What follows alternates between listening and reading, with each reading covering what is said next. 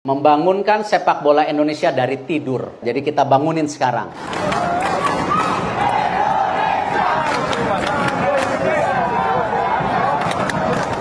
Ya, media banyak yang nanya, gimana Argentina? Saya bilang saya tidak mau jawab. Saya bisa jawab hari ini setelah punya apa? Surat persetujuan dari FIFA dan AFC dan tim Argentina datang di sini. Jadi apa? Serius, nggak kaleng-kalengan gitu ya. Kita untuk FIFA Matchday Juni ini kita membuat gebrakan. Kita lawan Palestina. Negara sebesar ini dengan penduduk 280 juta hanya ranking 149. Kemarin sama Burundi, alhamdulillah kita menang terus seri. Nah, ini langkah-langkah nyata yang kita dorong. Dan tentu yang saya juga apresiasi, Argentina juga ingin hadir di Indonesia, turut membangun sepak bola Indonesia. Itu yang luar biasa. Tepuk tangan buat Argentina.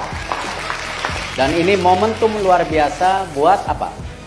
Sepak bola Indonesia terus menjaga momentum kebangkitannya. Kan dulu juga banyak yang pesimis bahwa ini PSSI tidak bisa, tidak yakin. Kita buktiin salah. Bahwa PSSI yang sekarang sangat serius membangun sepak bola Indonesia. Membangunkan sepak bola Indonesia dari tidur. Jadi kita bangunin sekarang.